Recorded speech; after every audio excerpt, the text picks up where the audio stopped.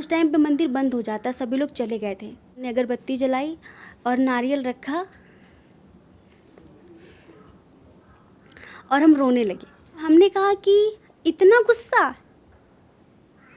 मतलब एक हम नादान हैं, हमें नहीं पता कि क्या करना चाहिए, कैसे करना चाहिए, तो आप इतना गुस्सा करोगी।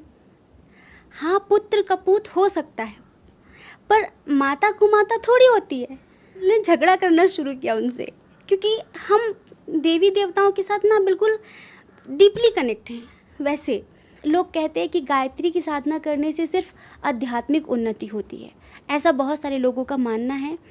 पर हम कहेंगे कि गायत्री वो ऊर्जा है, सबसे पहले आपको धन देती है, इतना धन दे देगी आपको, इतना धन दे देगी कि आप उससे मुक्त हो जाओ। क्योंकि जब तक कोई व्यक्ति और की दौड़ में फंसा हुआ है, वो कभी सच्चा साधक नहीं बन सकता। कि गायत्री की साधना आप स्फटिक से भी कर सकते हैं, चंदन की माला से भी कर सकते हैं, और तुलसी की माला से भी आप कर सकते हैं, जो कि बहुत अच्छा होता है। और हमारा पर्सनल अनुभव है स्फटिक की माला से। 1 घंटे आप मानसिक जाप करें, 1 घंटे आप उपांशु जाप करें। जो मानसिक जाप होता है ना, वो आपको अंदर से निखारता है। आज हम और आप बात करें तो हमारे सेंटर में हज़ारों आत्माएं बैठी हुई हैं। किसी का एक्सीडेंट होना है जी 2 साल बाद, और उसने पूजा पाठ करनी शुरू कर दी। उसका एक्सीडेंट बहुत बड़ा होना है, लेकिन जैसे वो पूजा पाठ करना शुरू करेगा तो कहो उसका छोटा सा एक्सीडेंट हो जाए, सर फूट जाए, थोड़ा पैर में चोट लग जाए, तो वो सोचेगा कि यार मैंने पूजा पाठ करना शुरू किया, बताओ ये हो गया मेरे साथ। जय श्री कृष्णा, हर हर महादेव। कैसे हैं आप सब लोग? आशा करते हैं कि आप सभी लोग बहुत अच्छे होंगे।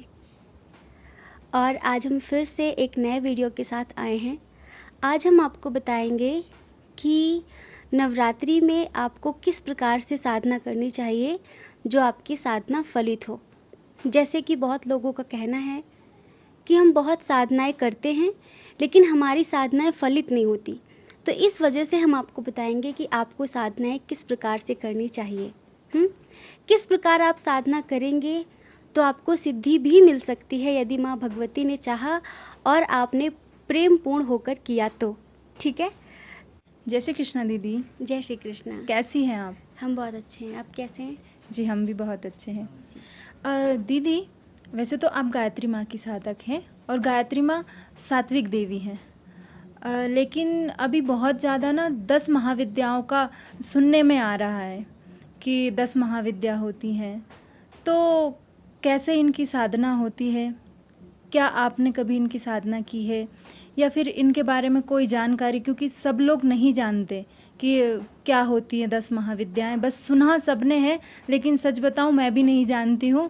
तो 10 महाविद्याएं क्या हैं और इनका क्या महत्व है? तो सबसे पहले हम 10 महाविद्याओं पर बात कर रहे हैं, तो हम उनको प्रणाम करेंगे।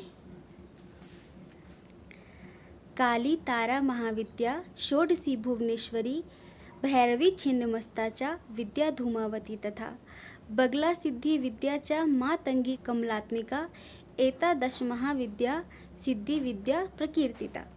तो देखिए वृंदा जी, जैसे कि ये जो 10 महाविद्याएं हैं, हम ज़्यादा गहराई से इनके बारे में नहीं जानते। जब से हमने माँ गायत्री की साधना शुरू की, हमें कभी इधर उधर भटकना ही नहीं पड़ा। जैसे कि आपने देखा होगा बहुत सारे साधक होते हैं, कभी वो इनकी साधना कर रहे हैं, कभी उनकी साधना कर रहे हैं, कभी इस देवी की, कभी उस देवी की। लोग तो यहाँ अप्सरा साधना करते हैं, यक्षिणी साधना करते हैं, कर्ण पिशाचनी साधना करते हैं, 10 महाविद्याओं की साधना करते हैं। तो जैसे कि जिस प्रकार की हमारी आत्मा है, जिस प्रकार से हमारा मन है, जैसे कि हम बहुत सौम्य हैं, हम बहुत प्रेमपूर्ण हैं, भक्तिपूर्ण व्यक्ति हैं, तो ये जो उग्र देवियाँ होती हैं 10 महाविद्याओं में, हमने उनकी साधना नहीं की है। हमने माँ कमला की साधना की है, माँ भुवनेश्वरी की साधना की है, लेकिन हमने और ज़्यादा देवियों की साधना नहीं की है। माँ पीताम्बरा बगलामुखी जी ने बोलते हैं, हमने उनकी भी साधना की है, परंतु हमने इससे ज़्यादा देवियों की साधना नहीं की है। हमारे पास माँ गायत्री के ही असंख्य अनुभव हैं, उनकी ही साधना हम एक लंबे समय से कर रहे हैं। तो अगर हमसे कोई गहराई से पूछे कि इन देवियों की साधना कैसे करनी चाहिए, तो हम नहीं बता सकते, क्योंकि वो हमारा अनुभव नहीं है। और हम दूसरों के अनुभव जो दूसरों के हैं, हम वो आप पर नहीं थोप सकते, वो हम आपको नहीं बता सकते, क्योंकि हमने किया नहीं, हमें पता नहीं इसके क्या परिणाम हैं। और हम तो ये कहते हैं कि अगर कोई व्यक्ति भक्त है, जिसके अंदर करुणा है, दया है, प्रेम है, तो वो सात्विक देवी देवताओं की पूजा करे तो ज़्यादा बेहतर है। और ये जो 10 महाविद्याएं हैं, ये माँ पार्वती के ही रूप हैं। माँ पार्वती ही एक समय पर महादेव जी से नाराज़ हो गई थी और उन्होंने 10 दिशाओं को घेर लिया था अलग अलग रूपों से। तो ये माँ पार्वती के ही रूप हैं, लेकिन माँ पार्वती वहाँ पर बहुत सौम्य हैं। माँ पार्वती बहुत सौम्य है, लेकिन ये जो 10 महाविद्याएं हैं, ये बहुत गुप्त विद्याएं हैं। जैसे कि अप्रत्यक्ष रूप में पूरी सृष्टि को चलाने वाली यही हैं, और इनकी साधना साधारण मनुष्य जन को करनी भी नहीं चाहिए, क्योंकि ये उग्र देवियां हैं। अगर आपसे थोड़ी सी भी भूल होती है या आप उस विधि विधान से नहीं कर पाते, तो कुछ भी हो सकता है। ऐसा हमने सुना है, ये हमारा अनुभव नहीं है। हम अपना एक छोटा सा अनुभव आपको शेयर करेंगे। जब ज़िंदगी में हमें पहली बार पता चला था कि कुछ 10 महाविद्या करके भी होता है। हम तो बस दुर्गा माँ, काली माँ, हनुमान जी, शिव जी, राधा कृष्ण, राम जी, सीता जी, बस ऐसे ही देवी देवताओं को जानते थे। इन देवियों के बारे में हम नहीं जानते थे। तो जो हमारी कुल देवी हैं वो शीतला माता हैं। शीतला माता हमारी कुल देवी हैं। परंतु जब हम वृंदावन आए और हम भागवत पढ़ने लगे, तो स्वाभाविक कोई भी व्यक्ति वहाँ जब रहने लग जाता है ना, तो वो कृष्ण की मस्ती में, कृष्ण के प्रेम में सबको भूल जाता है। हम बचपन से ही देवी माँ को बहुत मानते थे, क्योंकि हमारे घर में सब शीतला माता के मंदिर जाना, पूजा करना, तो वही हमारे अंदर भी था कि माता रानी की पूजा करना। पापा हनुमान जी के साधक थे, पर हम बचपन से देवी माँ को बहुत मानते थे। पर हम जब वृंदावन आए, हम जब भागवत करने लगे, तो वहाँ पर भागवत पढ़ने के समय कृष्ण भक्ति, राधा भक्ति, राम जी के बारे में सब ये सारी चीज़ें सुनकर हमारे अंदर सब कुछ कृष्णमय हो गया। तो जैसे कि कभी कभी ना जो गुरुजन हमें बताते हैं, पढ़ाते हैं, तो वो ये कहते हैं कि जो कृष्ण है वो मूल है, आप कृष्ण की पूजा करो, सबकी पूजा हो जाती है। ये हमें भागवत में पढ़ाया जाता है, सिखाया जाता था। अब उस वक्त हमारी उम्र भी ज़्यादा नहीं थी, जैसे कहते हैं ना कि परिपक्वता नहीं थी। आज के समय में आप देखेंगे कि छोटे छोटे बच्चे भागवत कर रहे हैं, लेकिन उनमें अनुभव नहीं होता है। और हमें ऐसा लगता है कि अनुभव होना बहुत ज़रूरी है, परिपक्वता होनी बहुत ज़रूरी है। किसी श्लोक को रट लेना, उसका अर्थ रट लेना बड़ी बात नहीं होती, वो सुना देना बड़ी बात नहीं होती। तो कभी कभी कुछ छोटे बच्चों में भी परिपक्वता देखने को मिलती है, कभी कभी नहीं मिलती है। तो ऐसे ही हमने भी बहुत कम उम्र में भागवत शुरू की थी, पढ़ी थी, तो हमें भी इतना जैसे कि अनुभव नहीं था, इतनी परिपक्वता नहीं थी। हमें ऐसा लगा कि सबसे बड़े कृष्ण भगवान ही हैं और सभी देवी देवता उनके सामने बहुत छोटे होते हैं, तो कृष्ण भगवान ही बड़े हैं, ऐसा मतलब मन में आई बात। तो एक बार हमारी भागवत कटनी में थी, मध्य प्रदेश कटनी में।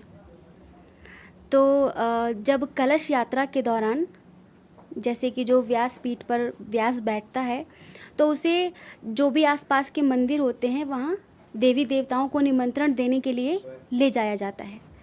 तो हमारी जहाँ पर कटनी में कथा थी, भागवत थी, वो 10 महाविद्या का ही मंदिर था। अभी भी आप कटनी सर्च कर सकते हैं, वो शारदा माता का मंदिर है। मैहर जिसे बोल, मैहर सतना में है जी।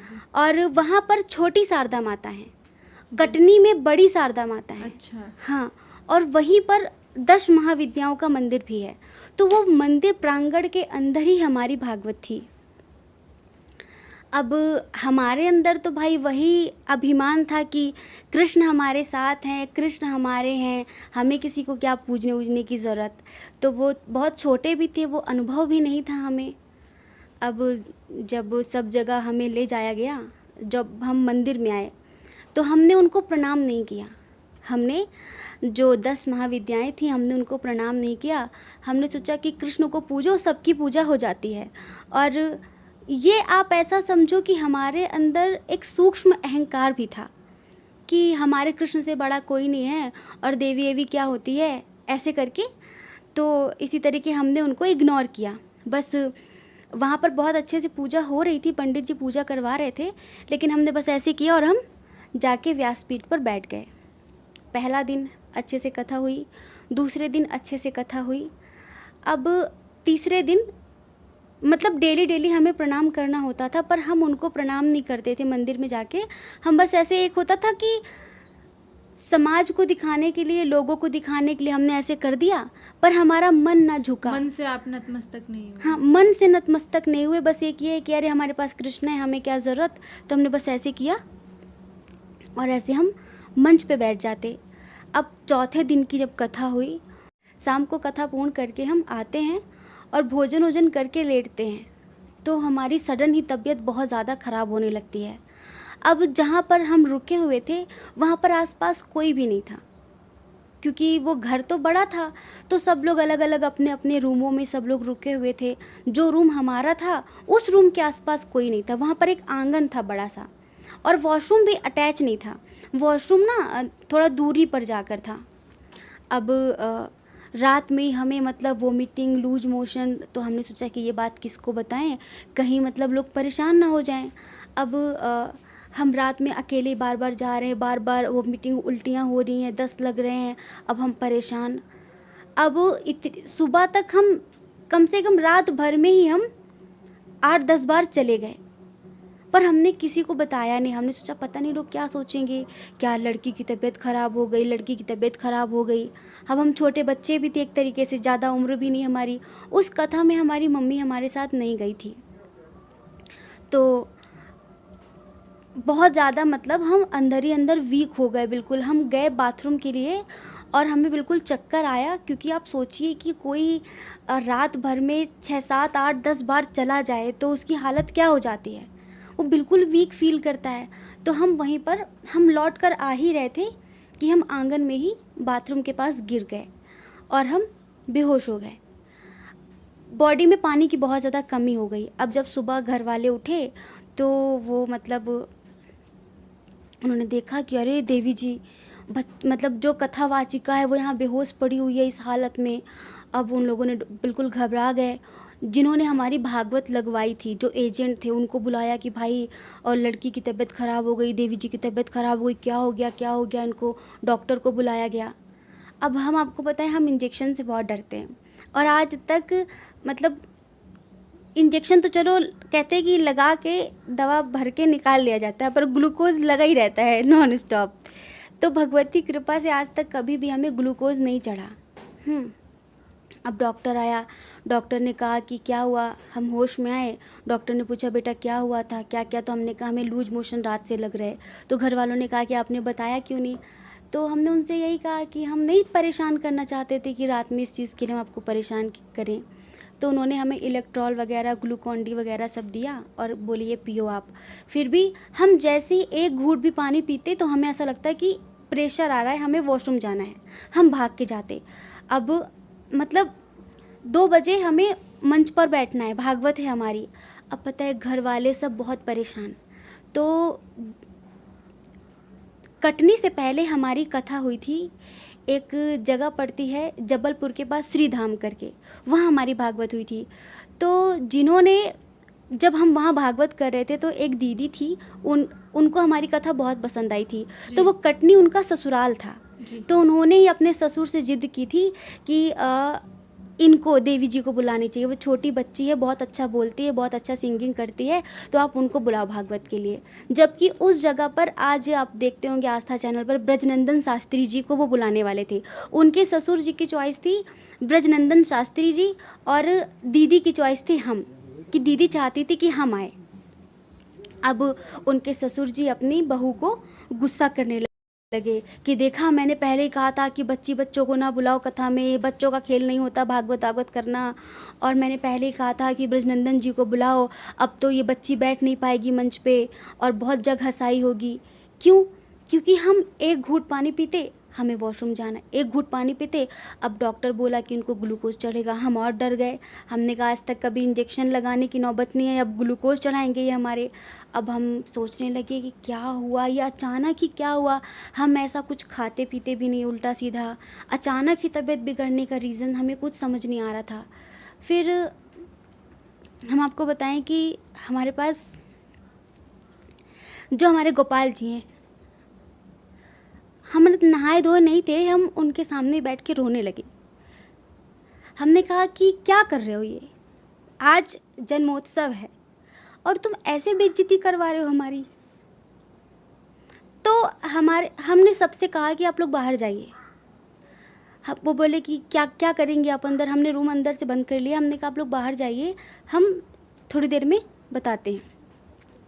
हमने हमारे गोपाल जी से बहुत लड़ाई की, क्योंकि हमारा जो गोपाल जी के साथ रिश्ता है ना, वो माँ बेटे का है।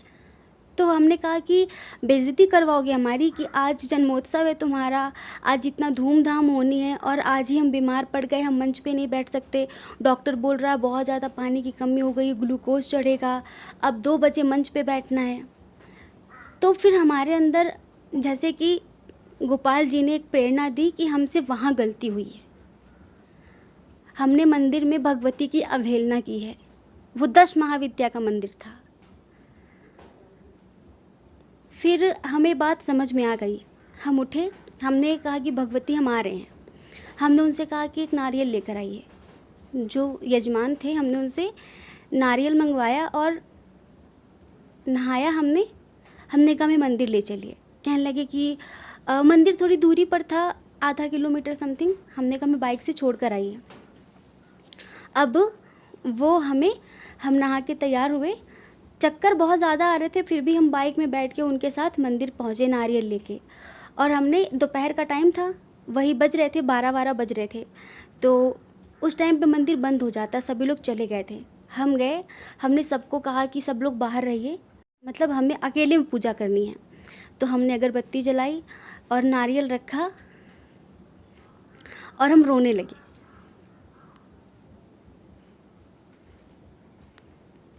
तो हमने कहा कि इतना गुस्सा, मतलब एक हम नादान हैं, हमें नहीं पता कि क्या करना चाहिए, कैसे करना चाहिए, तो आप इतना गुस्सा करोगी। हाँ, पुत्र कपूत हो सकता है, पर माता कुमाता थोड़ी होती है। अरे हम बच्ची थे, हमें नहीं समझ थी, तो मतलब आप इतना गुस्सा करोगी, ये भी कोई बात होती है।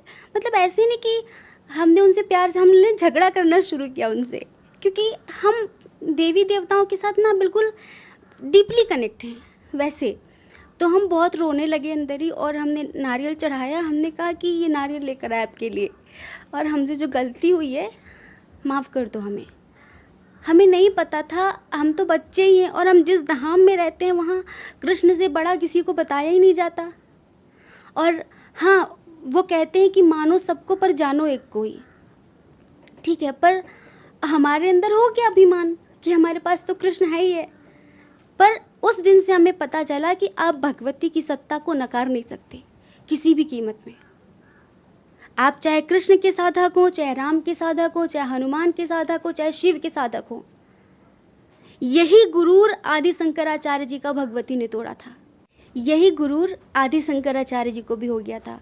वो शक्ति की सत्ता को नहीं मानते थे, वो सिर्फ महादेव जी को मानते थे। वो शक्ति को मानते ही नहीं थे। तब माँ भगवती ने उनका भी गुरूर कुछ ऐसे ही तोड़ा था। और वही चीज़ हमें याद आई कि माँ के बिना कुछ भी नहीं है, ये सृष्टि ही माँ संचालित करती है। उस दिन से हम 10 महाविद्याओं को मान गए और जान भी गए कि उनकी ऊर्जा कितनी प्रचंड है और वो नाराज भी हो सकती हैं। अब देखिए, 12 बजे हम मंदिर से आए, नारियल चढ़ाकर सीधे रूम पर आए और हम लेटे। उन्होंने कहा कुछ खा लो, खाते तो उल्टी हो जाती। हमने कहा कुछ नहीं खाएंगे।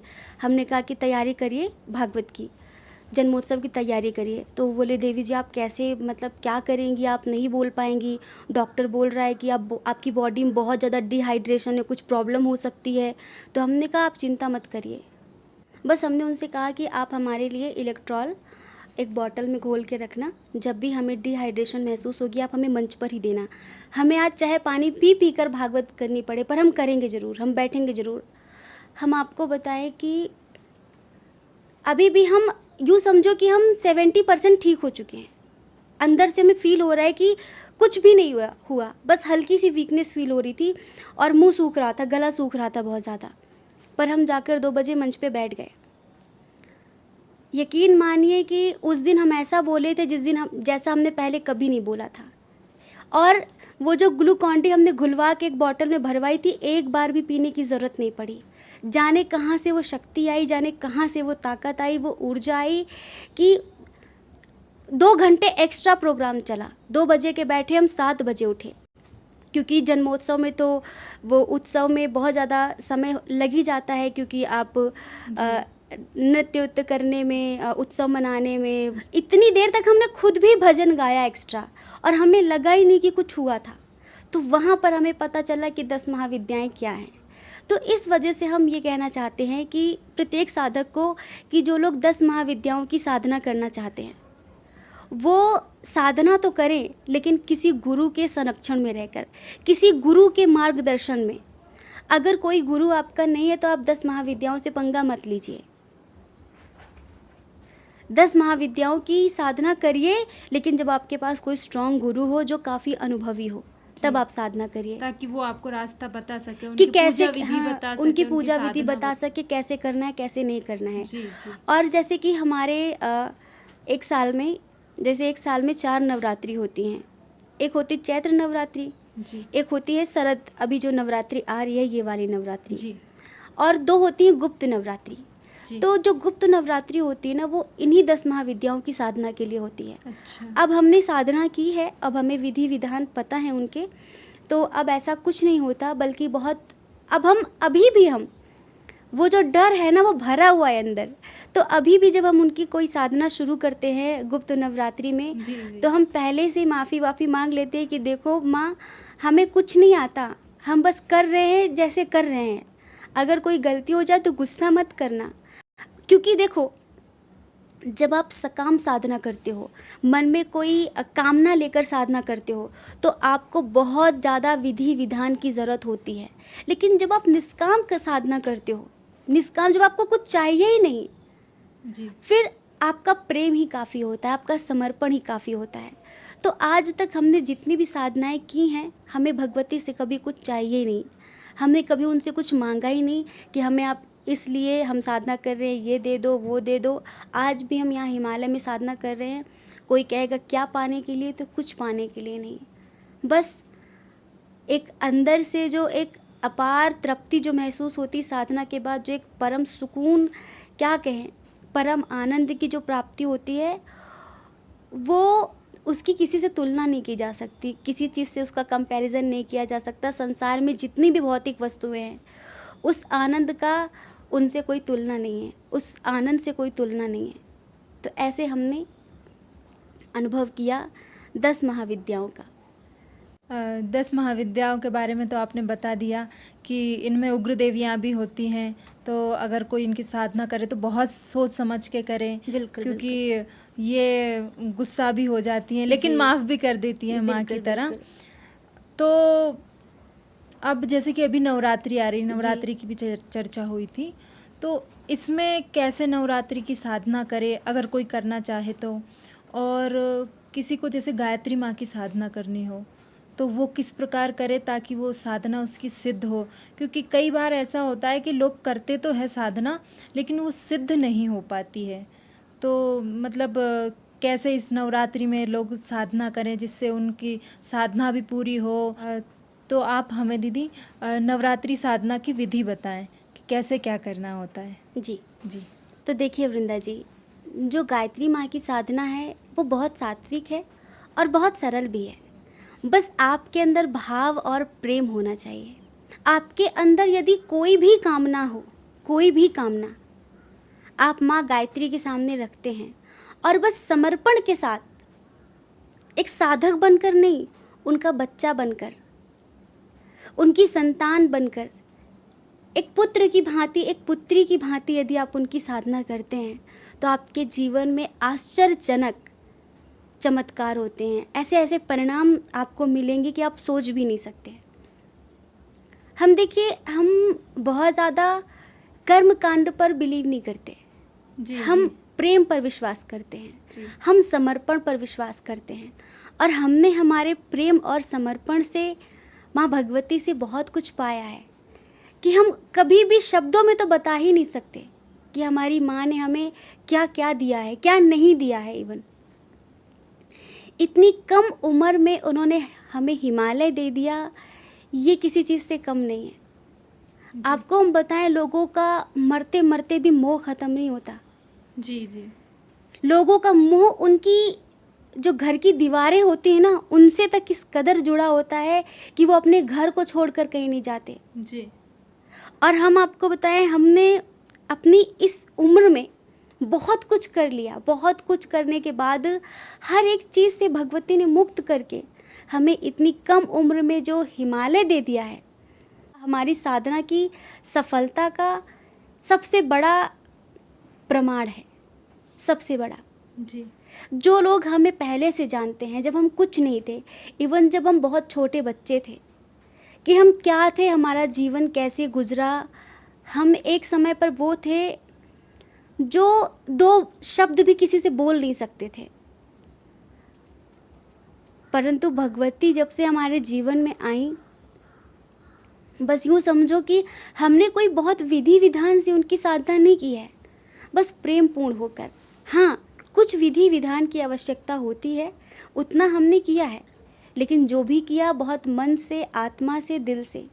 और बस हमारी भगवती से हमेशा कहा कि इस साधना के बदले हमें कुछ नहीं चाहिए, आप वो देना जो हमारे लिए सही हो। जी हम आपसे कभी ये नहीं कहते कि हमें ये दे दो, वो दे दो, क्योंकि हमें क्या पता कि जो चीज़ हम मांग रहे हैं वो भविष्य में हमारे लिए अच्छी साबित होगी। जी जी चाहे वो वस्तु हो, व्यक्ति हो, स्थान हो, घर हो, मकान हो, कुछ भी हो। जी जी आपको कैसे पता? आपको नहीं पता। यदि आप परमात्मा के सामने समर्पण कर देते हैं तो आप उनसे कुछ मत कहिए, आप उनसे सिर्फ इतना कहिए कि जो मेरे लिए सही हो, आप बस वो करना। जी जो रास्ता मेरे लिए अच्छा हो, जहाँ पहुँचकर मुझे सुकून मिले, आप वो करना। तो बस फिर भगवती देखो, आपके जीवन में चमत्कार होने शुरू हो जाते हैं। जी, जब तक आप अपनी चलाते हैं कि मुझे इस तरह से करना है, मेरा ये काम कर दीजिए, मेरा वो काम कर दीजिए, तब तक आपकी ज़िंदगी में वही होगा जो आप चाह रहे हैं। जी और हो सकता है वो ना भी हो, लेकिन जब आप कहते कि आप अपने हिसाब से करिए, तो फिर बहुत कुछ होगा जो आपने सोचा भी नहीं है। जी और हमने कभी नहीं सोचा था कि आज जैसा जीवन हम जी रहे हैं, ये जीवन हम कभी जी सकेंगे। लोग कहते हैं ना मैनिफेस्टेशन, हमने हमारी भगवती के सामने एक बार जो बात रख दी है ना कि मम्मा ये बात, तो जैसे उसका समय आया वो चीज़ पूरी ज़रूर हुई है। चाहे वो चीज़ इतनी हो और चाहे वो चीज़ इतनी बड़ी हो, चाहे कितनी छोटी हो, चाहे कितनी बड़ी हो, कोई ऐसी चीज़ नहीं। और आज सब पाकर सबसे मुक्त भी कर दिया उन्होंने। जी जी हर चीज़ से मुक्ति, अंदर से जैसे मोह इस कदर ख़त्म हुआ है कि भय नहीं रहा अब किसी भी चीज़ का, जी कि ये चीज़ छूट जाएगी, वो चीज़ खो जाएगी, ये ऐसा हो गया तो क्या हो जाएगा, सब कभी खत्म तो हो आप गया। हिमालय में अपना घर बार, माता पिता भाई सब छोड़ के बैठी हैं यहाँ अकेले। कोई मतलब कोई टेंशन ही नहीं होती। और हमें ऐसा लगता है कि भगवती है ना, भगवती करेगी, और वो करती भी हैं। तो देखिए, सबसे पहले जो साधक लोग हैं, हम उनसे कहना चाहेंगे कि यदि आप चाहते हैं कि आपको अंदर और बाहर एक दुनिया हमारे शरीर के अंदर होती है, जैसे हमारे शरीर में 7 चक्र हैं, ठीक है, उन 7 चक्र से एक एक ऊर्जा जुड़ी हुई है। यदि आप अपने अंदर से भी परिवर्तन चाहते हैं, बाहर में भी परिवर्तन चाहते हैं, गायत्री वो शक्ति है जो आपको सब कुछ प्रदान करती है, आपको बाहरी सुख भी देती है, आंतरिक सुख भी देती है। जैसे कि लोग कहते हैं कि गायत्री की साधना करने से सिर्फ आध्यात्मिक उन्नति होती है, ऐसा बहुत सारे लोगों का मानना है। पर हम कहेंगे कि गायत्री वो ऊर्जा है, सबसे पहले आपको धन देती है, इतना धन दे देगी आपको, इतना धन दे देगी कि आप उससे मुक्त हो जाओ। क्योंकि जब तक कोई व्यक्ति और की दौड़ में फंसा हुआ है वो जी। कभी सच्चा साधक नहीं बन सकता। वो बिल्कुल। साधना भी करेगा तो कुछ पाने के लिए ही, बिल्कुल, एक डिमांड रखेगा तभी साधना करेगा कि माँ ऐसे ऐसा होना चाहिए। जी। तो भगवती पहले आपको वही चीज़ से मुक्त पूर्ण कर- कर देती है, इतना देगी कि आप खुद ही अपने आप उसकी यथार्थता को समझ लो, उसकी वास्तविकता को समझ लो। ऐसे हमारे जीवन में न धन की कमी रखी कभी उन्होंने, न मान सम्मान की कमी रखी उन्होंने, और तो हमें कुछ चाहिए ही नहीं था। इतना सम्मान हमारे चैनल के लोगों से हमें मिलता है, इतना प्यार हमें हमारे चैनल के लोगों से मिलता है, इससे ज़्यादा और बड़ी कोई संपत्ति नहीं हो सकती। जी। कि लोग हमारा 4-4 महीने से इंतज़ार करते हैं कि हम रीडिंग क्यों नहीं कर रहे हैं, हम कहाँ चले गए हैं। लोग पर्सनली हमसे पूछते, दीदी आप ठीक हो, आप कहाँ हो, आपकी तबीयत ठीक है। इससे बड़ी संपत्ति क्या हो सकती है कि हमने हमारे चैनल पे प्रेम कमाया है। जी। हमने इतना प्रेम कमाया है कि हम चैनल पे रीडिंग ना करें तो लोग इंतज़ार करते हैं, लड़ते हैं, आज आपने रीडिंग क्यों नहीं की, आज आप कहाँ हैं, परिवार की तरीके। जी। जी। और फिर जब आप अंदर से कुछ अच्छा काम करते हैं तब आपको भी आत्मसंतोष होता है कि आप कुछ ऐसा कर रहे हैं जिससे समाज में एक परिवर्तन आप ला सकें, जी, जिससे जी। आप लोगों को अध्यात्म से जोड़ सकें। तो यदि आप लोग नवरात्रि में गायत्री की साधना करना चाहते हैं, आप जी। वैसे तो कोई भी साधना कर सकते हैं, यदि आप हमारी पद्धति जानना चाहें कि हम माँ गायत्री की साधना किस प्रकार करते हैं, तो आप सबसे पहले यदि 9 दिन की साधना कर रहे हैं तो आपको लघु अनुष्ठान करना होगा 9 दिन का, जिसमें आपको 24,000 मंत्रों का जाप करना होता है। जी। वैसे तो यदि आप कभी गायत्री परिवार के बारे में आपने सुना हो या फिर आप जुड़े हों, जी, तो जी। सारी पूजा विधि, सारी पद्धति वही बता देते जी। हैं। ठीक है, आपको नेट में भी मिल जाएगा, यूट्यूब पर भी मिल जाएगा कि कैसे विधि विधान है गायत्री की साधना का। ठीक है, लेकिन अगर आप हमारे द्वारा जानना चाहें तो हमारा तरीका थोड़ा सा डिफरेंट होता है। देखिए, 3 प्रकार के जाप होते हैं, एक होता है मानसिक, एक होता है उपांशु और एक होता है वाचिक, जो बोल बोल के किया जाता जी। है। जैसे कि अभी हम बात कर रहे हैं ना, जी। तो हमने बोल बोल कर, ये एक जाप होता है। जी। एक होता है कि आपके होंठ हिलते रहें, आपका मुंह चलता रहे, जी। पर बगल में बैठे व्यक्ति को सुनाई न पड़े, जी। वो होता है उपांशु जाप। एक होता है मानसिक जाप। तो जो गायत्री परिवार में हमें जाप करने के लिए बताया जाता है वो उपांशु जाप होता है। जी। उपांशु जाप से क्या होता है कि जब आपके होंठ हिलते रहते हैं, आप मंत्र बोलते रहते हैं पर सुनाई नहीं पड़ता, तो वो आपके अंदर भी काम करता है, बाहर भी काम करता है, बॉडी पे भी काम करता बॉडी है। पर भी काम करता है। आपके चक्रा भी क्लियर होते हैं, आपका ऑरा भी क्लियर करता है। ऑरा बाहर है, चक्र जी। अंदर है जी। ना, तो वो उसको भी साफ करता है। जी। और हमारी ज़िंदगी में सारी समस्याएं हमारे चक्रों से जुड़ी हुई होती हैं। जी। एक बार हमारे चक्र बैलेंस हो गए, हमारे चक्रा संतुलित हो जाएं, तो सारी समस्याएं दूर होने लगती हैं। और ये गायत्री की साधना से होता है। गायत्री की साधना से वो ऊर्जा आप अपने अंदर खींचते हैं जो आपके चक्रों को स्वतः ही प्रकाशित करने लगती है। आपके चक्रा में कोई ब्लॉकेज है, कुछ भी है, तो वो अपने आप ही क्लियर होना शुरू हो जाता है। जी। तो 1 घंटे आप, जैसे कि एक दिन में हमें 3000 मंत्रों का जाप करना होता है। अब जाप कौन सी माला से करें? देखिए, गायत्री की साधना आप स्फटिक से भी कर सकते हैं, चंदन की माला से भी कर सकते हैं, और तुलसी की माला से भी आप कर सकते हैं, जो कि जी। बहुत अच्छा होता है। जी। और हमारा पर्सनल अनुभव है स्फटिक की माला से। पहले अभी हम 3-4 साल से स्फटिक की माला से करने लगे हैं, उसके पहले हम तुलसी की माला से ही जाप करते थे। ठीक है, आप अपना 9 दिन का एक शेड्यूल बना लीजिए कि किस तरह से आपको साधना करनी है। जी। सबसे पहले आपको एक दिन में 3000 मंत्रों का जाप करना होता है। जी। तो सुबह आपको 1500 मंत्र का जाप, शाम को आपको 1500 मंत्रों का जाप। शाम को 8 बजे के बाद गायत्री की साधना नहीं होती है, वो नहीं करनी है आपको। आपको सुबह ब्रह्म मुहूर्त से शुरू कर देना है। ठीक है, तैयार होके आप, और कोशिश करिए कि आप पीले वस्त्र ही पहने, पीला आसन ही इस्तेमाल करें गायत्री की साधना के लिए। लेकिन हाँ, गायत्री की साधना के लिए सबसे पहले आपको गायत्री शाप विमोचन भी करना होता है। गायत्री माँ को शाप लगा हुआ है, वशिष्ठ जी का और विश्वामित्र जी का, तो शाप विमोचन करके ही आप गायत्री की साधना करें। संकल्प लेकर गायत्री की साधना करें। क्या समस्या है आपको, आप माँ के सामने संकल्प के समय बताएं कि माँ, मैं इस कारण से आपकी साधना कर रहा हूँ, ठीक है, ये चीज़ आप बताएं उनको और फिर आप साधना शुरू करें। तो 1 घंटे आप मानसिक जाप करें, 1 घंटे आप उपांशु जाप करें। जो मानसिक जाप होता है ना, वो आपको अंदर से निखारता है, वो आपके अंदर की जो समस्या है, एक अशांत मन, एक नेगेटिविटी, बहुत सारी चीज़ें जो अंदर युद्ध चल रहा है आपकी, वो अंदर से आपको पूरी तरीके से हील करना शुरू करता है, क्योंकि वो बाहर नहीं जा रहा है, वो अंदर ही अंदर है।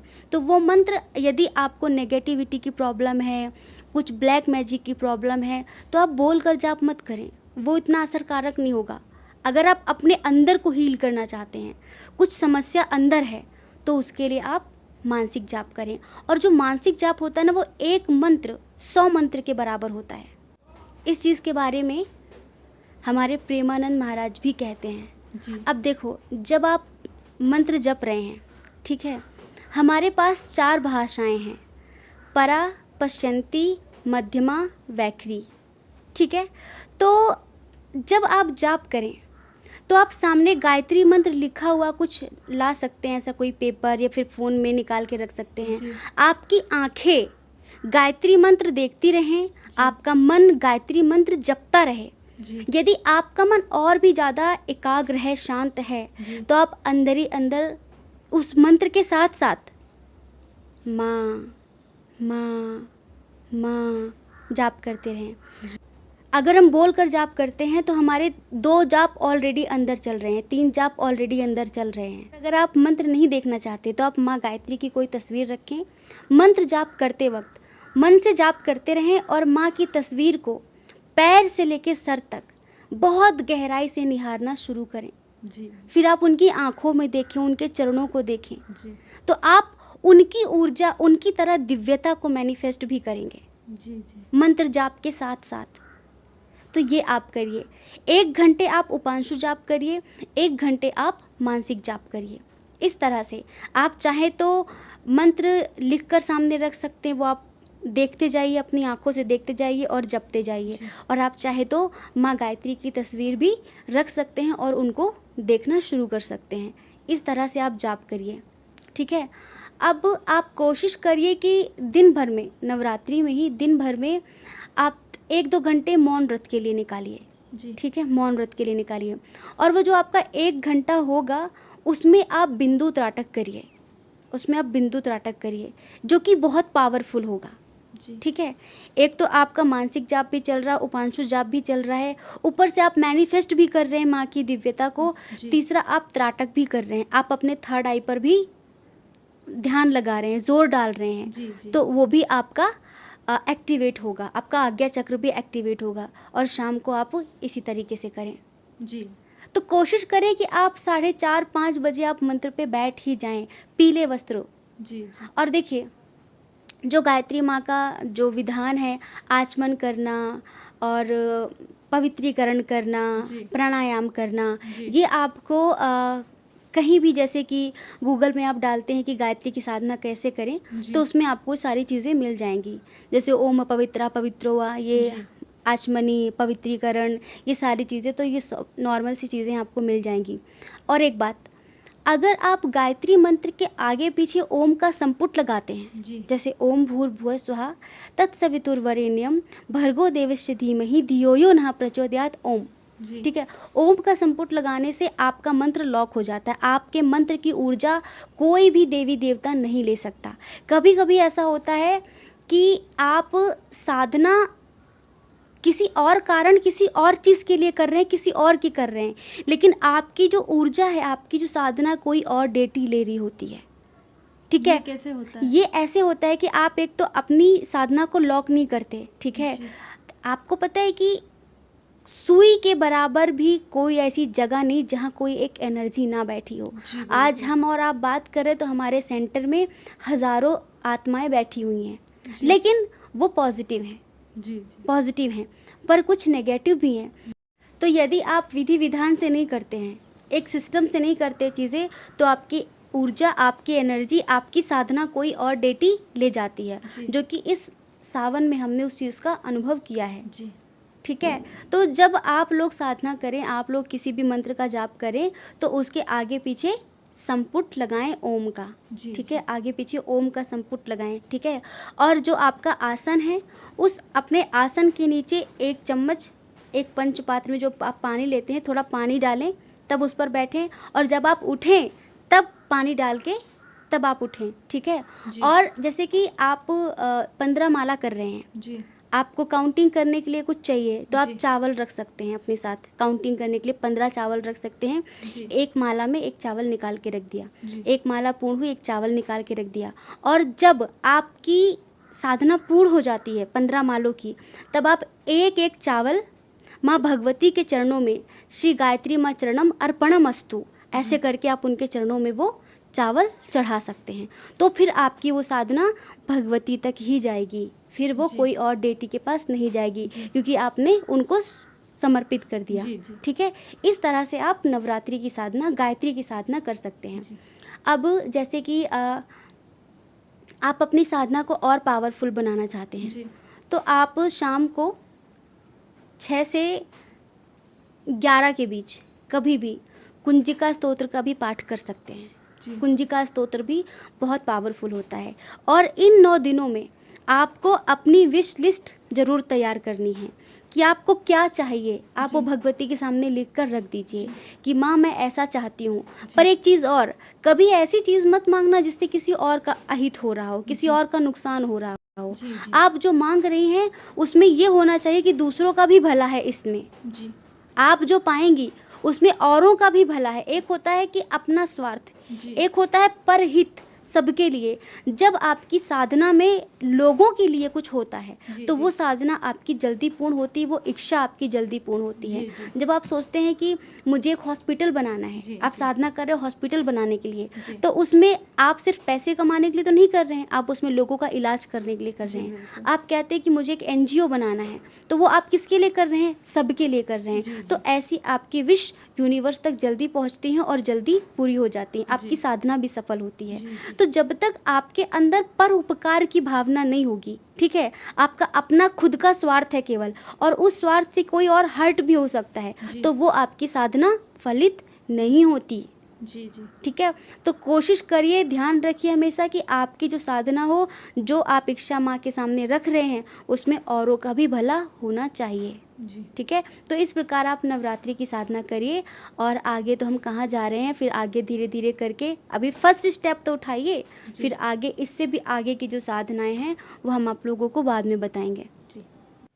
दीदी, बहुत बार देखा गया है कि लोग साधनाएं करते हैं, वो किसी भी देवी देवताओं की हो सकती है, माता की हो सकती है, किसी अन्य देवी देवता की हो सकती है, तो बहुत कम लोगों की फलित होती है या फिर मतलब होती ही नहीं है। तो कहीं ना कहीं उन लोगों के मन में एक ये रह जाता है कि यार हम साधना तो करते हैं लेकिन उसका फल तो कोई मिलता नहीं, तो क्या मतलब है फिर इन देवी देवताओं की साधना करने से। जो लोग जितनी पूजाएं करते हैं, जो लोग भगवान को ज़्यादा मानने लगते हैं, तो वो लोग कहते हैं कि हमें दुख ही मिल रहा है। तो क्या मतलब है कि हम लोग पूजा भी कर रहे हैं, पूजा पाठ भी उनको पूरा टाइम दे रहे हैं, फिर भगवान ऐसा क्यों कर रहे हैं। तो क्या इसका कोई और कोई रास्ता या फिर कहीं गलतियां हो रही, या किस प्रकार से ये सब करना चाहिए, पूजा साधना।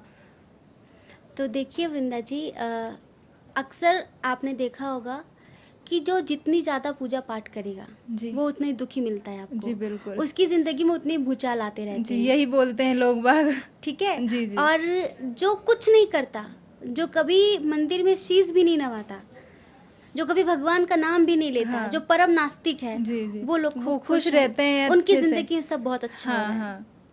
ज़्यादातर करके लोगों का यही कहना है कि जी, ऐसा बिल्कुल। क्यों। जी, बिल्कुल। कहते हैं कि जब से हमने ये पूजा करनी शुरू की तो हमारे घर में सब उल्टा पुल्टा होना शुरू हो गया। जी, और फिर जी। घर वाले कहते हैं ये पूजा बंद कर दो, हाँ। ये पूजा करने की वजह से सब कुछ हो रहा है। जी। देखो, तो सबसे पहले ना इसके लिए हमें अपने कर्मों पर जाना होगा। जब हम कोई पूजा पाठ करना शुरू करते हैं तो उसके पॉजिटिव इफ़ेक्ट ही हमें मिल रहे होते हैं, जी। पर अंदर क्यों? क्योंकि जैसे पास्ट में कोई कर्म है आपका, जी, जी। वो पक गया है, ठीक है, और उस कर्म की आपको एक बड़ी सज़ा मिलनी है। एक दो कर्म नहीं है, ज़िंदगी किसी की 50 साल की 60 साल की है, उसमें पता नहीं कहाँ कहाँ आपने क्या गलती की है। जी। भगवान किसी के साथ भेदभाव नहीं करता, आपके कर्मों का फल आपको ही मिलेगा। जी, तो बिल्कुल। जब आप पूजा पाठ करना शुरू करते हैं ना, तो आपके जो कर्मा होते हैं ना वो जल्दी जल्दी क्लियर होना शुरू होते हैं। जी, जैसे मान लीजिए कि किसी का एक्सीडेंट होना है जी, 2 साल बाद, और उसने पूजा पाठ करनी शुरू कर दी, उसका एक्सीडेंट बहुत बड़ा होना है, जी, लेकिन जी। जैसे वो पूजा पाठ करना शुरू करेगा, जी, तो कहो उसका छोटा सा एक्सीडेंट हो जाए, सर फूट जाए, थोड़ा पैर में चोट लग जाए, तो वो सोचेगा कि यार मैंने पूजा पाठ करना शुरू किया, बताओ ये हो गया मेरे साथ। जी, ठीक है, तो हमारे बहुत जल्दी जल्दी कर्मा क्लियर होने लग जाते हैं। जी, इस कारण ही हमें लगता है कि हमारे जीवन में दुख आ रहा है, तो ऐसा नहीं होता है, ऐसा नहीं होता, वो हमारे भले के लिए हो रहा होता है, जी, हमारे कर्मा क्लियर हो रहा है, और हमें लगता है कि हमें दुख मिल रहा है। बिल्कुल। अब कुछ लोगों को लगता है कि मुझे तो हमेशा से ही दुख मिलते हैं, हाँ। मुझे तो कभी सुख मिला ही नहीं जी, है। जी। कुछ लोग, तो पता है क्या होता है, कहीं ना कहीं यहाँ पर आपका अपना एक स्ट्रॉन्ग एक मैनिफेस्टेशन काम कर रहा होता है। लोग कहते हैं कि हम हमेशा पॉजिटिव चीज़ मैनिफेस्ट करते हैं, वो नहीं होता, कुछ गलत सोचते हैं वो फटाक से हो जाता है। जी। ये कैसे? क्योंकि जो आप गलत सोचते हैं ना, उसमें जो आपकी एनर्जी होती है बहुत इंटेंस होती है, बहुत स्ट्रांग होती है। जी, जी, आप कुछ अच्छा सोचने के लिए आपको कहा जाए, आप 2-4 घंटे ज़्यादा नहीं सोच पाएंगे, और बुरा सोचने के लिए कहा जाए, नेगेटिव सोचने के लिए कहा जाए, वो आपके दिन में, आपके मन में दिन रात चलता रहेगा। जी, बिल्कुल। जैसे कहीं मैं फेल ना हो जाऊं, कहीं मैं फेल ना हो जाऊं, कहीं मैं फेल ना हो जाऊं, जी। कहीं वो चीज़ मुझसे दूर ना हो जाए, जी। कहीं ये चीज़ मुझसे रूठ ना जाए, कहीं कुछ ऐसा ना हो जाए, ऐसा ना हो जाए। जी, जी, तो आप सोच रहे हैं, आप उस एनर्जी को सक्रिय कर रहे हैं अपने जीवन में, और वो हो जाता है। जी। कहीं एक्सीडेंट ना हो जाए, कहीं एक्सीडेंट ना हो जाए, तो हो गया एक्सीडेंट। जी, बिल्कुल। तो जो भक्त होते हैं ना, उनके जीवन में दुख आता है, उनके पूर्व जन्म के जो प्रारब्ध के कर्मा है, जिन कर्मों के कारण उनको बहुत दुख मिलने वाला है आगे चल के। जी। तो भगवान की भक्ति के कारण, पूजा पाठ के कारण, साधना के कारण, वो चीज़ें जो बहुत बड़ी हैं, वो बहुत कम होकर आपको जल्दी जल्दी मिलनी शुरू हो जाती शुरू हो हैं। जाती है।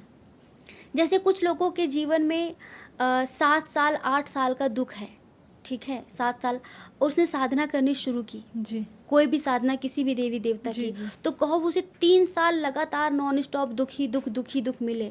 जी, अब अगर वहाँ उसकी समझदारी है तो उसे कंटिन्यू करेगा, जी। वरना सोचेगा जब से मैंने इनकी साधना शुरू करी मेरे जीवन में तो दुख ही दुख है, और जी। वो क्या करेगा, छोड़ देगा, छोड़ देगा। साधना ही छोड़ देगा। जी। साधना छोड़ देगा तो जहाँ से जितने कर्म आपके बाकी रह गए हैं वो आगे चलकर आपको रुलाएंगे, आगे चलकर आपको परेशान करेंगे। जी।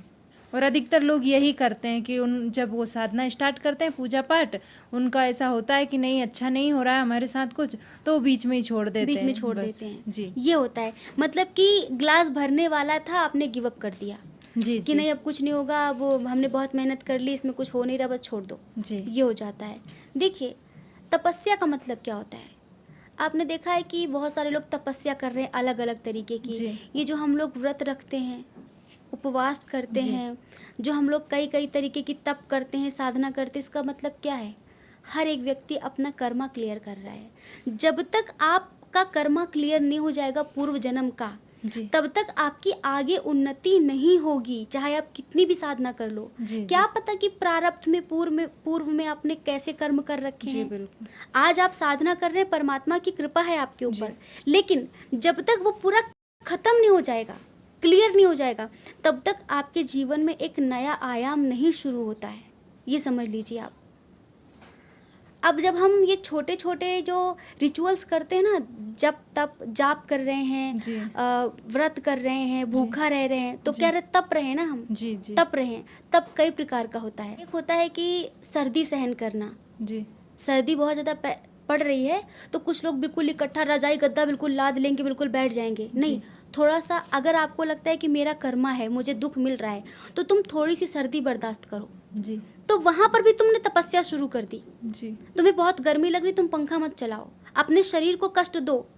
ये उस कष्ट से बहुत कम है जो तुमको आगे मिलने वाला है। जी, आगे जो आपको कष्ट मिलेगा वो बहुत बड़ा है, लेकिन अगर आपने तप कर जी, तपाया ना खुद को, जी, जी, दर्द दिया ना खुद को, बहुत बड़ा कष्ट लिखा था पर आपने उसको छोटा कर दिया ना, कि मैं भूखी रहूँगी, मैं आज पूरे दिन सर्दी में रहूँगी, मैं आज पूरे दिन गर्मी में रहूँगी, मैं इतनी देर तक पानी नहीं पीऊँगी। ठीक है, ये क्या है, ये तप है। आपने शरीर को कष्ट दे दिया तो वो जो पहले आपको बड़ा कष्ट मिलने वाला था वो छोटे में निपट जाएगा। ये होता है साधना और तपस्या का मतलब। जो हमारे ऋषि मुनि धूनी लगा के बैठ जाते हैं, साधु बड़ी बड़ी तपस्याएं करते हैं, उनका क्या मतलब है? वो जो पूर्व जन्म का प्रारब्ध है ना, उसको जल्दी जल्दी काटना चाह रहे हैं, जी जी ज़्यादा कष्ट सहकर काटना चाह रहे हैं। आपने देखा बड़ी भरी चिलचिलाती धूप में लोग धूना लगा के बैठे हैं, जी नागा साधु धूना लगा के बैठे हैं। वो क्या कर रहे हैं? वो करने से क्या भगवान मिल जाएगा? नहीं, भगवान के लिए नहीं कर रहे हैं, वो तपा रहे हैं खुद को कि जो भी मेरे कर्मा हैं, जो भी मेरे कर्मा हैं, जिनको कटने में कई साल लगेंगे, मैं 1 साल ही इतना भयंकर कष्ट भोग लूँगा कि वो अभी ख़त्म हो जाए जी, और फिर जी। मेरा एक नया आयाम, मेरे जीवन का एक नया मार्ग शुरू हो जाएगा। जी जी ये होता है वो। आपने मिलारेपा और मारपा की कहानी सुनी है? जी नहीं।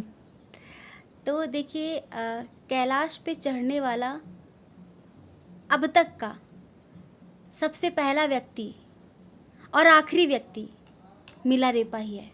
अच्छा, हाँ, क्योंकि अभी तक कैलाश पे कोई चढ़ कोई नहीं चढ़ नहीं पाता है, पाया। प्रयास बहुत लोग करते हैं। मिलारेपा चढ़ गया था। जी जी मिलारेपा एक महान तांत्रिक था, एक बहुत बड़ा तांत्रिक था। अच्छा उसके जीवन की कहानी कुछ ऐसे है कि मिलारेपा जब बहुत छोटा था, 4-5 साल का, तब उसके चाचा ने, दादा ने, सबने, फैमिली के लोगों ने एक षड्यंत्र करके उसके पिता की हत्या कर दी थी, जिस कारण मिलारेपा को बहुत गुस्सा आया था।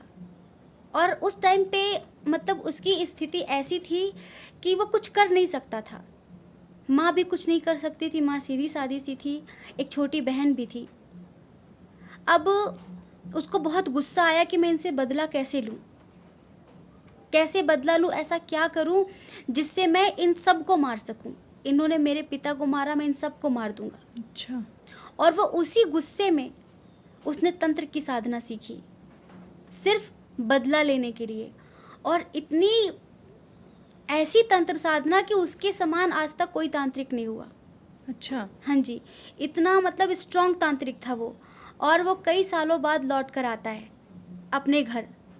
अब तक उसकी माँ भी मर चुकी होती है, बहन भी मर चुकी होती है। अच्छा, जब दोनों वो मर चुके होते हैं। बड़ा होकर लौट कर आता है, तिब्बत का था। जी जब वो लौट कर घर आता है तो उस समय पर उसके चाचा के लड़की की शादी होती है, तो बारात आई हुई होती है। अब उसको लगता है कि अब मुझे कौन पहचानेगा।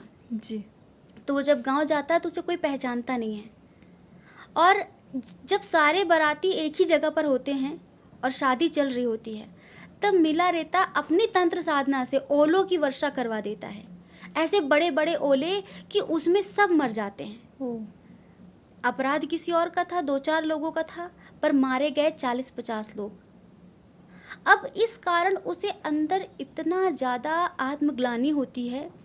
तभी कहते हैं कि बदला मत लीजिए, बदला लेकर कभी किसी को सुकून नहीं मिला है आज तक। जी जी अगर हमें लगता है कि उसने हमारे उसको मारा, हम भी उसको मार देंगे, हमें सुकून मिल जाएगा, जी जी कुछ क्षण के लिए तो सुकून मिलेगा, पर अंदर से इतनी आत्मग्लानि होती कि इंसान सोच नहीं सकता। जी जी मिलारेपा बहुत ज़्यादा पछताता है बाद में। पहले तो खुश हो जाता है कि देखा, तुमने मेरे बाप को मारा था, मैंने तुम्हारा पूरा कुल ही नष्ट कर दिया। जी पर बाद में उसे इतना ज़्यादा पछतावा होता है, उसे समझ नहीं आता मैं क्या करूं, मैं आत्महत्या करूं, क्या करूं।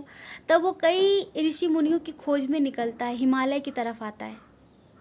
तब उससे कोई मारपा के बारे में बताता है कि अगर तुम चाहते हो कि तुम्हें तुम्हारे इस कृत्य का दंड ना मिले और तुम्हें इसी जन्म में मुक्ति मिल जाए, क्योंकि उसने जो कृत्य किया है, उसने जो पाप किया है, इससे तो उसके कई जन्म खराब हो गए, जी बिल्कुल। कई जन्म खराब हो गए। अब उसको मुक्ति कैसे मिलेगी? अब उसने तंत्र सीखा था तो तंत्र में कहीं ना कहीं मोक्ष की भी बात आती है। अब तंत्र का स्वरूप बिगाड़ दिया है लोगों ने, पर तंत्र का मतलब वो नहीं जो हम लोग देखते हैं, जादू टोना, जी, काला जी। जादू, ये सारी चीज़ें नहीं होती है। तंत्र साधना तो महादेव जी से निकली हुई है, जिससे व्यक्ति मोक्ष की प्राप्ति करता है, सद्गति की प्राप्ति करता है। लेकिन मिलारेपा ने उसका दुरुपयोग किया और लोगों को मारा, अपनी साधना का गलत प्रयोग किया, जिससे उसे ही बाद में इतनी ग्लानि हुई। अब वो मारपा के पास जाता है ढूंढते ढूंढते कि मुझे बस इसी जन्म में मुक्ति चाहिए, मुझे और जन्म नहीं लेने हैं, मुझे भटकना नहीं है। अब मारपा उस टाइम पे अपने खेत में हल चला रहा होता है, तो उसका बेटा खाना लेकर आता है। अब मिलारेपा पहुंचता है कि मैं ऐसे ऐसे आपसे साधना सीखना चाहता हूँ, मैं आपका शिष्य बनना चाहता हूँ। मारपा उससे भी बड़ा साधक था, तो मारपा ने देखा और वो सब समझ गया जी। कि कितना बड़ा कृत्य करके आया है, एक की गलती की सज़ा 50 को देकर आया है ये, तो इसकी क्या सज़ा होनी चाहिए।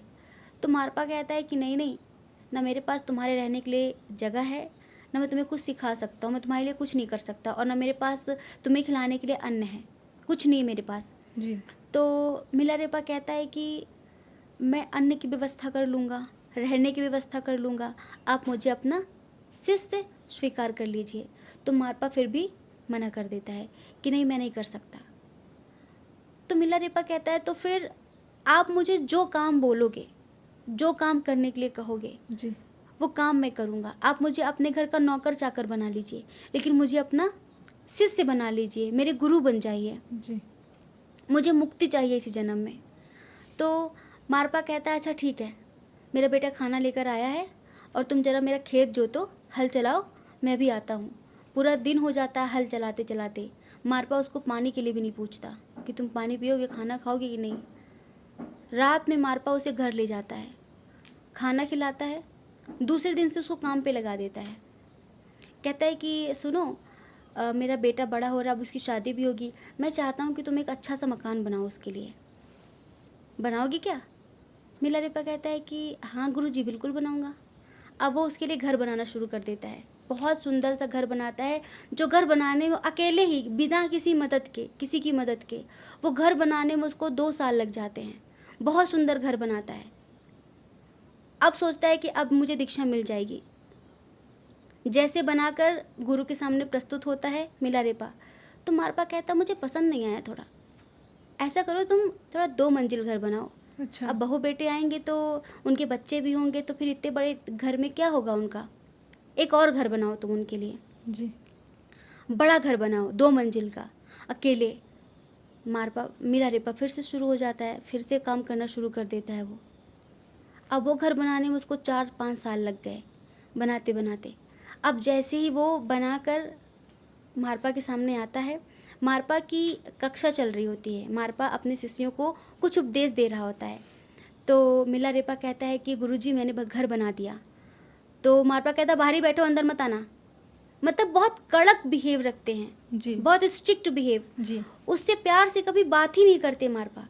तो मिलारेपा कहता है कि यार मैंने पहला घर बनाया तो उन्होंने रिजेक्ट कर दिया, दूसरा बनाया, इतनी मुश्किल से बनाया, इतने साल लग गए, और मुझे अंदर आने तक की भी अनुमति नहीं है। मिलारेपा बाहर ही इंतज़ार करता है। मारपा आते हैं, घर देखते हैं, कहते बनाया तो तुमने बहुत बढ़िया है, पर थोड़ी सी कमी लग रही है, मुझे पसंद नहीं आया ये घर मेरे बेटे के लिए, मैं ऐसा घर नहीं चाहता, तुम ऐसा करो एक दूसरा घर बनाओ, और घर बनाओ तुम एक, जिसमें हम सब रह सके। अब मैं अपनी पत्नी बच्चों को लेकर कहाँ जाऊँगा, मैं भी तो साथ में ही रहूँगा ना, तो तुम थोड़ा बड़ा घर बनाओ। मिलारेपा की आंखों में आंसू होते हैं, यार कैसे अन्याय कर रहा है, मेरे जीवन के 7-8 साल घर बनाने में निकल गए और इसने मुझे अब तक एक दीक्षा नहीं दी मात्र। कोई बात नहीं, क्योंकि किसी ने कहा था कि जो पाप तुमने किया है उस पाप से मुक्ति तुम्हें मारपा ही दिला सकता है। अब मारपा कहते हैं कि एक और बड़ा घर बनाओ। मिलारेपा घर बनाना शुरू कर देता है। अब वो घर बनाने में उसको कम से कम 8-10 साल लग जाते हैं। अच्छा। यूँ समझ लो कि उसके जीवन के 18-20 साल घर बनाने में ही निकल गया और अब तक उसको दीक्षा नहीं मिली।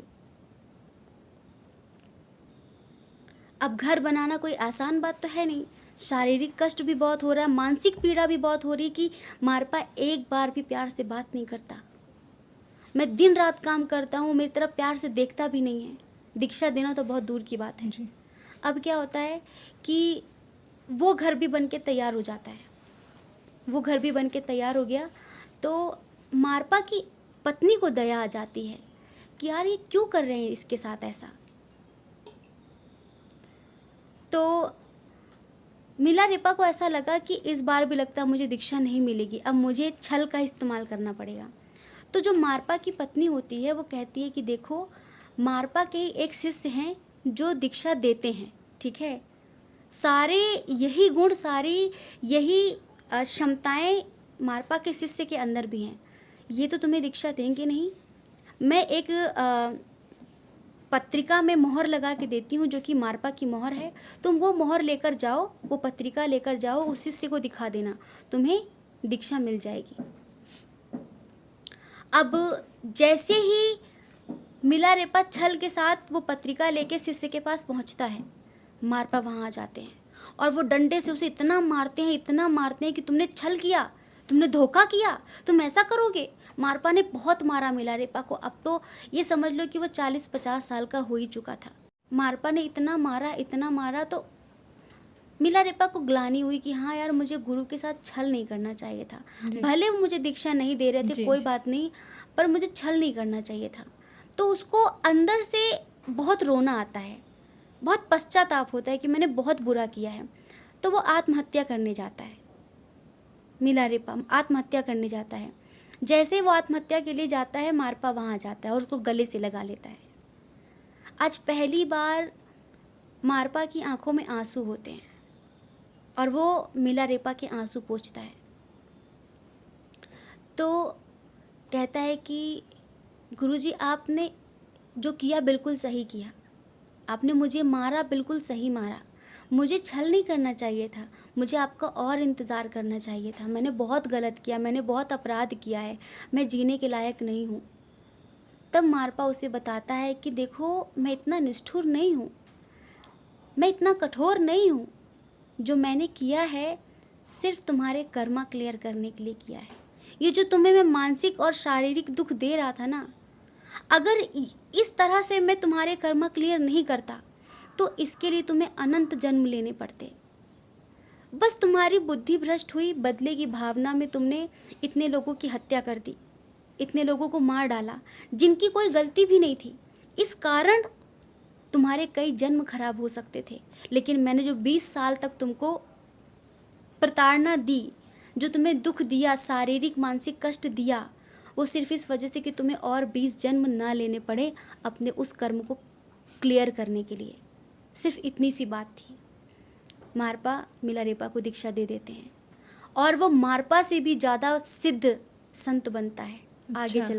आगे चलकर और भी बड़ी कहानी है मारपा और मिलारेपा की, लेकिन हम आपसे इतना ही कहना चाहते हैं कि इस कहानी का मतलब सिर्फ इतना ही था कि जो हमारे कर्म होते हैं, पता नहीं छोटे हैं कि बड़े हैं, कभी कभी कुछ साधनाओं से, 2-3 दिन की साधना से हमारे जीवन में बहुत अच्छा होने लगता है। तो हो सकता है कि किसी का कर्म बहुत छोटा मोटा था, वो कट गया और बस उसकी ज़िंदगी में एक नया पड़ाव शुरू हो गया। कुछ लोग होते हैं जो साल 2-2 साल 10-10 साल साधना करते हैं, फिर भी वो दुख पा रहे होते हैं। वो बिल्कुल मिलारेपा की तरह होते हैं। परमात्मा भी निष्ठुर होकर, कठोर होकर, उसको जो अनंत जन्मों तक कर्मा क्लियर करना है वो उसको 10-15 साल में ही क्लियर करवा रहे होते हैं। यहाँ भी परमात्मा बहुत दया दिखाते हैं जी, करुणा दिखाते हैं। और हमें लगता है कि हमारी साधना सफल नहीं हो रही है, हमें कुछ मिल ही नहीं रहा है, हम फिर भगवान पे भगवान, भगवान पे भगवान, फिर पीर फकीर, फिर इधर उधर, फिर भगवान चेंज करते फिरते रहते हैं।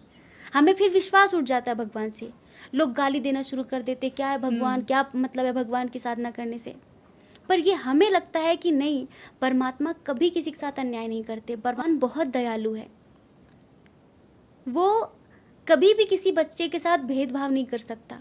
यहाँ पर हम सब अपने ही कर्मों का दुख भोगते हैं पर हमें याद नहीं होता। तो इस वजह से साधना सबकी सफल होती है, लेकिन हमें लगता है कि सफल नहीं हो रही है। तो यदि आपके कुछ कर्मा हैं, आपको लगता है कि मुझे भी कर्मा क्लियर करना है, तो छोटी छोटी चीज़ों का प्रयास करिए। थोड़ी देर भूख सहन करिए, थोड़ी देर प्यास सहन करिए, ठीक है, थोड़ी देर सर्दी सहन करिए, गर्मी सहन करिए, धूप में रहिए। जो बड़ा कष्ट है उसे छोटे कष्टों से टालने की कोशिश करिए। उसे भी तप बोलते हैं। जैसे भूख सहना तितिक्षा तप बोलते हैं। कई प्रकार का तप होता है, तो उस तप से आप अपने कर्मों की क्लिनजिंग कर सकते हैं और फिर आपके जीवन में एक नया आयाम शुरू होता है जब आपके कर्मा क्लियर हो जाते हैं। कभी कभी नेगेटिविटी का भी प्रकोप होता है, ठीक है। तो जिनके जीवन में नेगेटिविटी होती है, जिनके कुछ कर्मा नहीं होते लेकिन नेगेटिव एनर्जी आकस्मिक उनके जीवन में आ जाती है, तो उनके जीवन में एक दो साधना से ही नेगेटिविटी ख़त्म हो जाती है और उनकी ज़िंदगी में सब कुछ बेहतरीन हो जाता है। जी। तो ये है साधना और ये है कर्मा। अब ये दोनों एक ही सिक्के के पहलू हैं एक तरीके से, लेकिन व्यक्ति समझ नहीं पाता तो भगवान को कोसता है, अपने आप को कोसता है और भाग्य को कोसता है। जी। इसीलिए सोचो भी तो बहुत सोच कर सोचो, कुछ कर्म करो तो बहुत सोच कर करो, क्योंकि वो एक जन्म नहीं आपके अनंत जन्म बिगाड़ देगा। और बदला लेने से कभी भी किसी को सुकून नहीं मिला है, जी। बाद में वो बहुत पछताया है। बदला लेना ही मात्र एक हल नहीं है, अपने आप को बदलना हल है, अपनी सोच को बदलना, आपके जो विचार हैं, आपका जो दृष्टिकोण है उसको बदल दीजिए, आपका जीवन बदल जाता है। जी तो बिल्कुल। ठीक है, आज हम अपनी वाणी को यहीं पर विश्राम देंगे। हमने आपको बताया कि किस तरह से आपको गायत्री की साधना करनी चाहिए, किस तरह से किन किन चीज़ों का ध्यान रखना चाहिए यदि आप गायत्री की साधना करना चाहते हैं। तो अगर आप 10 महाविद्याओं की साधना करते हैं तो हमें एक गुरु चाहिए जो बहुत अनुभवी हो, जिन्होंने साधनाएं की हो। 10 महाविद्याओं के साथ छेड़छाड़ नहीं, खिलवाड़ नहीं, क्योंकि वो पराशक्ति है, ठीक है। और यदि आप साधना ही करना चाहते हैं तो प्रेम पूर्ण होकर समर्पण के साथ परमात्मा को अपना ज्ञान मत दिखाइए, अपना कर्मकांड मत दिखाइए। सारा ज्ञान, सारा कर्मकांड उसी की उपज है, उसी से निकला है, तो हम उसे प्रेम से पा सकते हैं। प्रेम से प्रकट होत में जाना, ठीक है। तो आशा करते हैं कि आप लोग समझ गए होंगे। जय श्री कृष्णा। आप सभी के हृदय में बैठे परमात्मा को हमारा सादर प्रणाम, हमारा प्रणाम स्वीकार करें।